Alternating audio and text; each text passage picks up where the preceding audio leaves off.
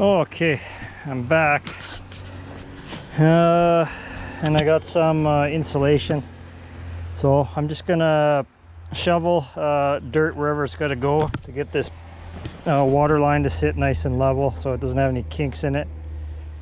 And then I'll probably dig out a little bit more there just to make sure I got like roughly a couple feet of coverage for the water line. And then I'm going to lay foam all the way out to the tank here, and then cover it up. I'm going to leave from this side of the tank open, but the rest is going to get covered up, so this whole area will get filled in. And then I'm in the house framing, so I'm going to hurry up and get this done because I really need to get on the framing. That inspector's probably wondering, what is that guy doing?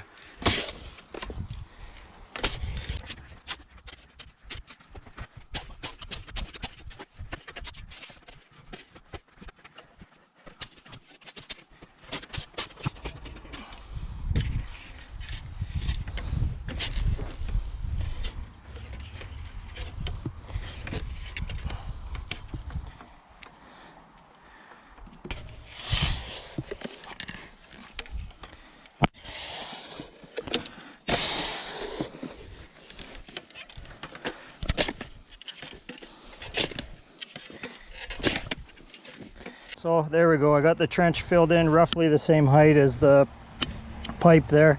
Got it filled up to the sides of the pipe and packed down just by walking on it. So I throw some foam down.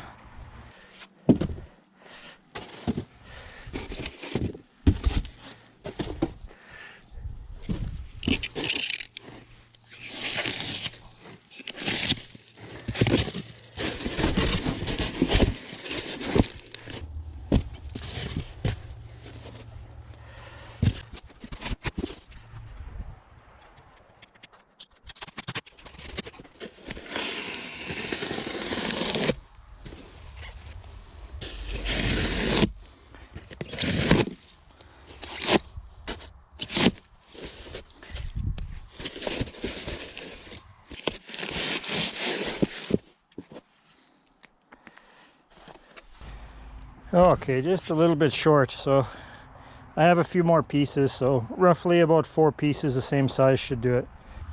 There's all the foam in place, so hopefully that'll help prevent this from freezing and allow me to pump out if I have to from under the floor in the house in April or May. Yeah, because the ground, if it's really cold that year, it'll freeze about 4 feet down. So this will, at least underneath the foam, it'll prevent it from freezing. Or the ground retains heat, and that's what prevents it from heating. So, sorry, say that again. The ground retains heat, and that's what prevents it from freezing. So it's like when you get something hot and over time it cools down. It's the same thing with the ground. Throughout the summertime, it absorbs heat, it gets nice and warm, and then winter comes and it gets cold from the top down.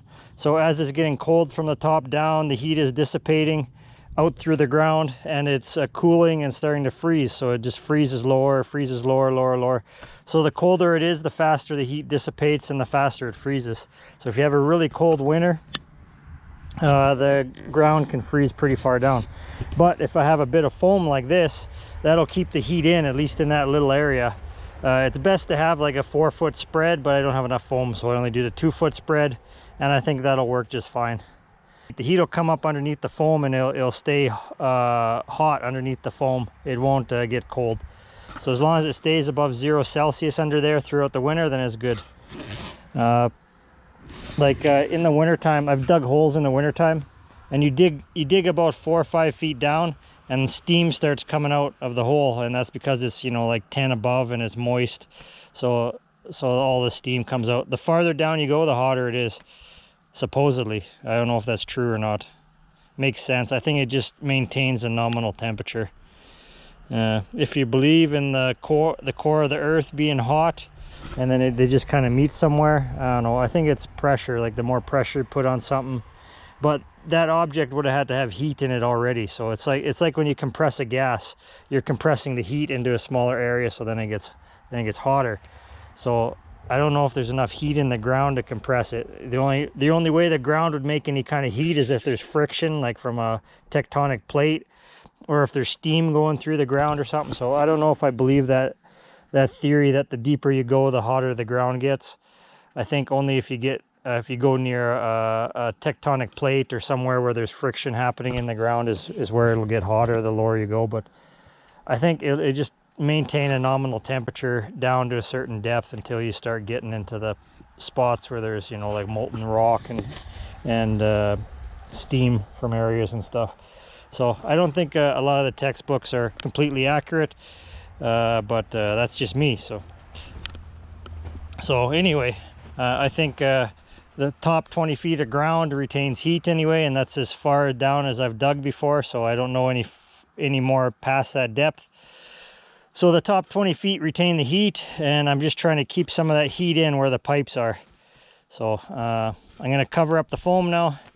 I just throw a couple scoops of sand on there, and just to hold it in place, and then I'm going to go start the grate all up, and then I'll just finish pushing it in the rest of the way.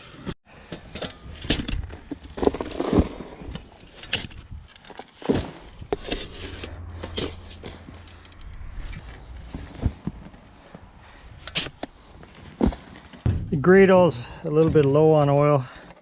I got some hydraulic oil here. Not a whole lot. There's about a quarter of a pail left. But some is better than none.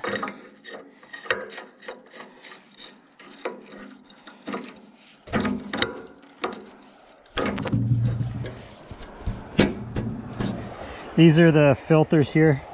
So this one is a strainer, like a strainer filter, just for big particles.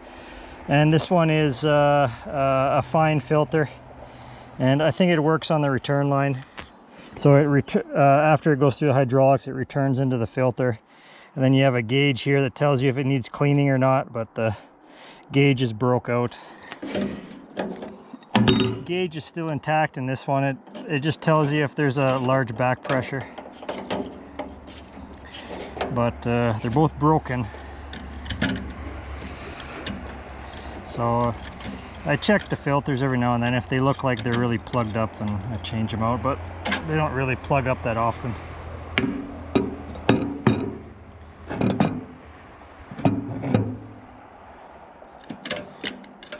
See, here's the strainer. I guess this one has the paper element filter in it too.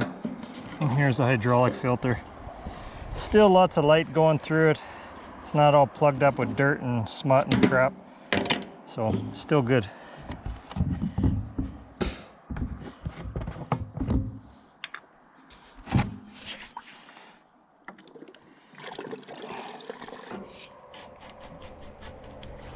Got to try to keep the pump in good working order by not running it dry. That's a very simple thing to do.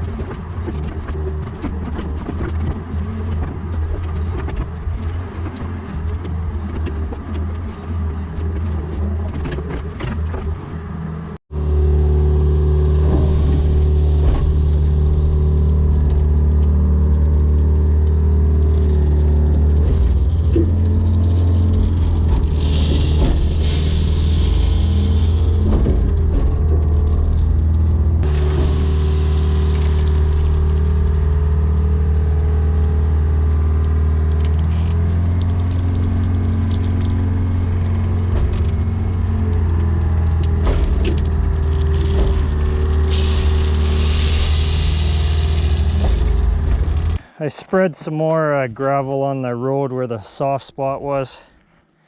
Just gotta take a couple passes with the grader and level it out. When I was digging it out there, I grabbed a little bit of the topsoil with it, but that's okay. Topsoil packs pretty good in gravel. It just, only downside with that is start growing stuff in the gravel. So I got it pretty well leveled out, nice, kind of how it was before. Right with the top of the tank. I just gotta plumb in from this tank to that tank, and then plumb a overflow from that one out, and then I can fill it in the rest of the way. But the objective was to get the weeping towel tied into the external tank, and then if it does rain, I can pump it out. And the rest here, I'll just, when I take the couple passes on the road with the grader, I'll come here with the grader and I'll push it over back into where the tank is here. And it's just a lot easier with the grader than it is with the grade all. So yeah, one job done. So now I'm gonna go get the generator and the framing tools and get rigged up to start framing on the inside of the house. I'm kind of excited. It's been a long stretch before I was able to get back to it, so I'm happy it's finally came. Hey bunny, that's Mama Bunny, I think.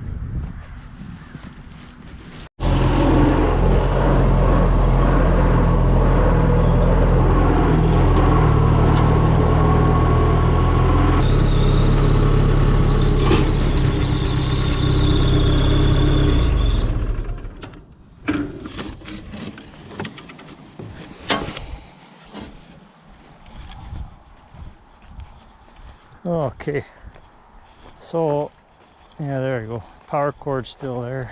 That's good.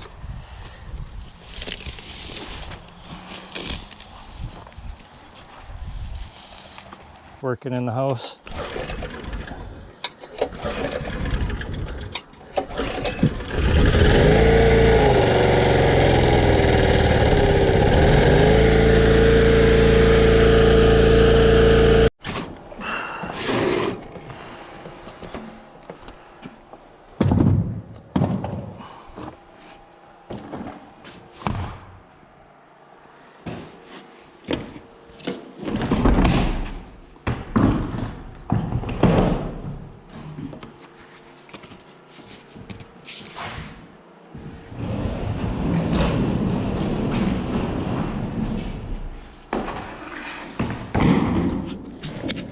Okay, so somewhere to the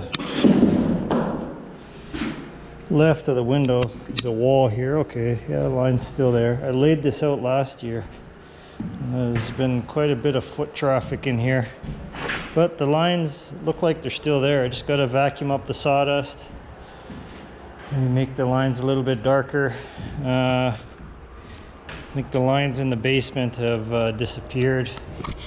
Just gotta vacuum up all that sawdust, vacuum up all the moths, and then you can check out the layout.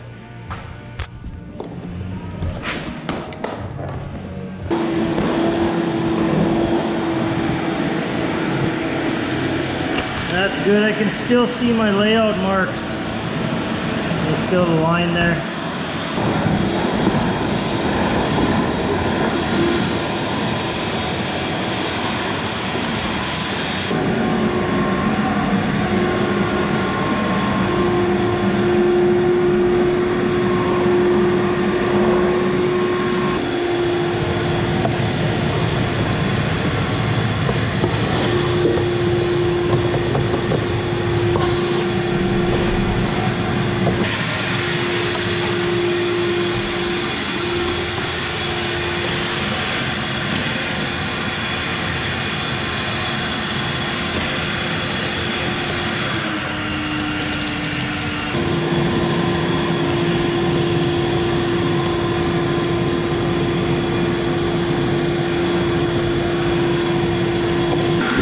So on the top of the window there's a little bit of a crack there, like there's a gap.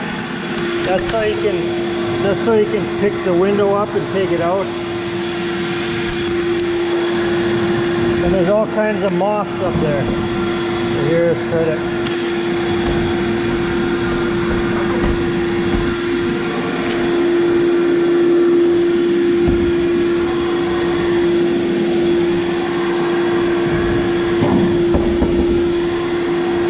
There we go, little fucker.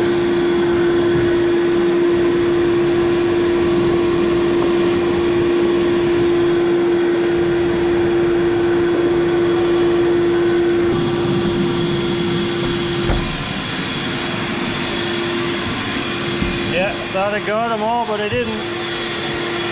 Holy shit. So many moths.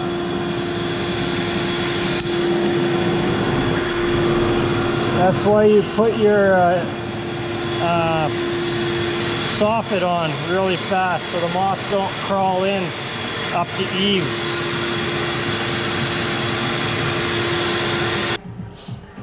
So the windows that are open are the ones that collect the moths. See, like this one closed. No moths. Okay, never mind. That theory's wrong. So somehow they like crawl up in there and then get in that crack and then they can crawl behind the window. Or maybe just when I open it they get out, I don't know. And these windows aren't.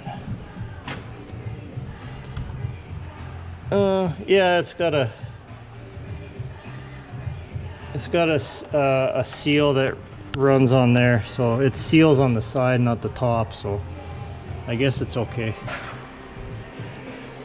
But it's not 100% sealed windows. They are Energy Star, but who knows. Okay, so I got it pretty much vacuumed out. I'm gonna check out my layout. So I got one line here.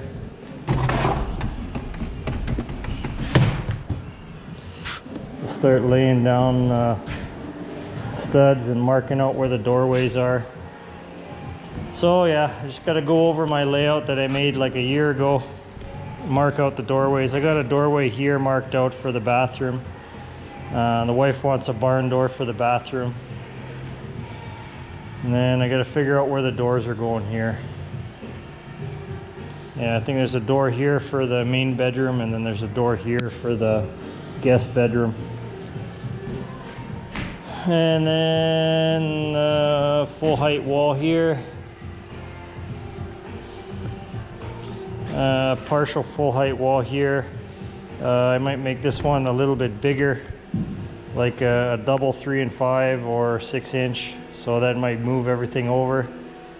But we'll see. I got to play with it a bit, because somehow I got to get the exhaust for the furnace. Well, the exhaust for the furnace is only 2.5 inch, but the exhaust for the hot water tank is a 3 inch, and yeah, I think 3 inch, and you need a 1 inch gap around it, so I need like a 5 inch hole somewhere. So somewhere I got to be able to get a 5 inch pipe through here, or a 5 inch space. Laser set up on the floor. This one's good for 100 feet, and it's I've checked it before, it's level, it's not out of whack. So it reads exactly 1 3/4 inches. So I got my laser set up here on the back wall. I have my laser set up here on one of the far ends of the house, where it can shoot all corners, where the laser line hits all corners. I have my laser level set up here. I have my laser level on here, and I have my laser level on the far end of the house, where it can hit all corners with the laser line. So it can hit over there, hits over there, and in the midpoints. So it's a good spot to check. So right here on the floor, when the laser's sitting on there, it reads exactly 1 3/4 inches. So I'm going to check it in the center of the room here, and we'll see if it's settled any. A year ago I checked it, and we got it 1 5/8 inches. And everywhere else is within 1/8 of an inch. So I'm gonna go down so right in the center of the floor, there's 2 big beams with the supports under it, teleposts. So I'm gonna make sure it's level where the teleposts are, and I'll either crank it up or crank it down. So I'll just check that now. So there's one roughly here.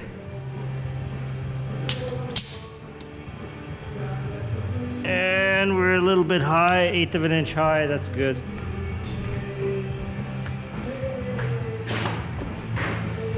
And the other one is here.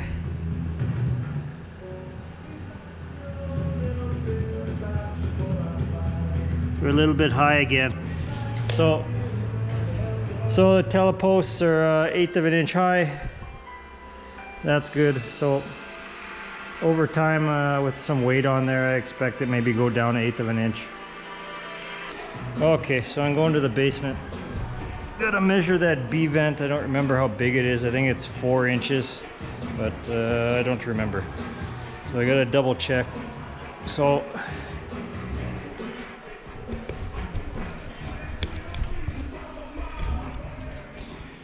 here we are in the basement. It's pretty dry. I wonder if there's any water in here. Yeah, there's a little bit of water in there. That's from underneath the floor, but it's below the intakes. So there's 2 pipes there. If there's water under the floor, and then it goes into there. But the water level's below those 2 pipes. So I think it filled up and then it went back into the ground and out.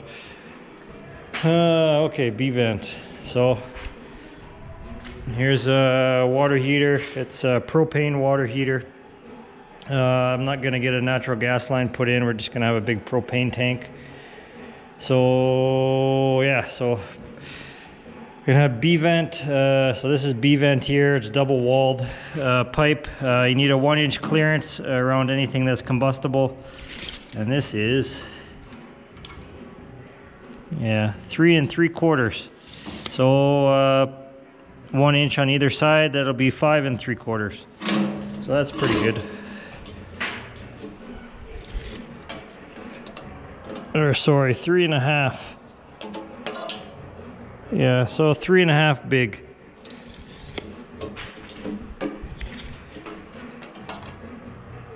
You see it's got the 2 layers in it. There's an inner pipe, a heavier wall pipe, and then there's an outer pipe, a little bit thinner.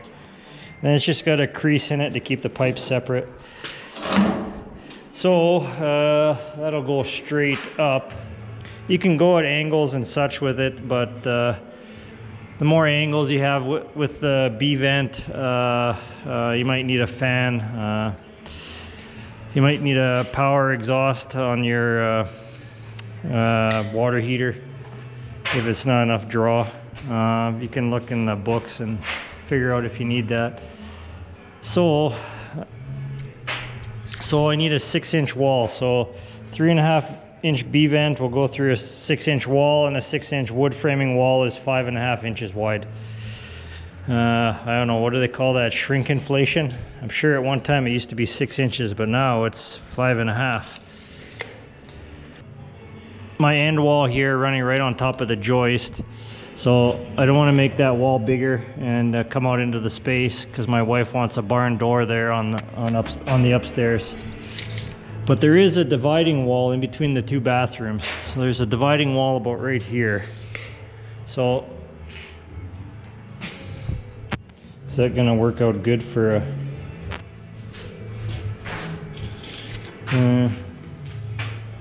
maybe you have the dividing wall right here, sidestep the drain. So that's the in-floor drain. So if I ever want to put a toilet in the basement, the drain will go in. So I'd have to have the toilet raised up, and then it'll drain into that tank. And then inside that tank, it'll have a poop grinder pump. So a pump that's designed to grind up tissue and poops, and then pump that into the sewer. So So if I wanted to put a toilet or a shower in the basement, it would go into that tank, and then from there it would go into the sewer. And there's a drain, so if the basement floods, there's a 3-inch trap. Well, there's a trap in there, so you're not going to get the stinky gas back out. It has to, the water will go in and stay in the bottom of the trap a bit, if you know what I mean by a trap. So roughly, just so I know when I look at the drawings tonight, because it'd be a bit of a memory refresh to figure out all the sizes for the bathrooms and stuff I did. Yeah, so if I do a 5-foot washroom, that works fine. Roughly a 5x8 or 5x9 washroom for the main bath. So a 5x9 and a 5x5, that works pretty good. And then, so a 5x9 minus the 6 inches. Yeah, forgot about that. 5x9 minus 6 inches, so 5x8. So I have a 5x8 washroom and a 5x5 washroom with the 6-inch dividing wall in between, and with a 6-inch dividing wall in between, and the B vent can go up through that 6-inch dividing wall. Okay, that works. And then my furnace. So furnace, this is a 95% efficiency furnace, I think, like that. So you don't need any, you don't need a whole lot of clearance with the exhaust pipes, because they come out not very hot. They're not going to catch fire on anything. Whereas the water heater, that's pretty hot exhaust. So that's why you need the B vent with a double wall, and you need the clearance. This stuff here, you can just run it up through anywhere almost and go sideways and stuff, as long as you have it at an angle where the water can flow down it if there's any moisture. So the furnace can go almost anywhere that fits down here. That's a good spot. But the water heater will have to go here, right below the dividing wall between the two washrooms. So that's good. Got that figured out. And yeah, my layout is still partially here. The plan was, so the stairs come down and a wall on either side of the stairs. There's a door under the stairs to go into the mechanical room, which will be here. I put all my pipes in one spot. Whether or not that's a very good idea or not, I was smart enough to separate them above the sewer line in case I need to dig anything up, but I doubt I'm ever going to have to dig anything up. The reason there's so many pipes is because some of these I might want underground, some of these I won't even use. I just wanted the option without having to core a hole through the foundation. So, and if I don't use these, then I just cap it and use a caulking around the outside of the pipe and to the vapor barrier, because there's a blue skin all the way up on the outside. So one of these will be under the propane line coming in, one will be power to the garage, one will be water line coming in, and then it'll be sewer. And then I could have underground power lines going to the gate. So we'll see. We'll see how it goes. And there might be underground power line coming in from the windmill, which I'm thinking it might go over there, but I might put it somewhere else. So yeah, that's pretty good for tonight. So many bugs. I gotta drive with the headlights off and just go with the light on the box, because there's too many bugs.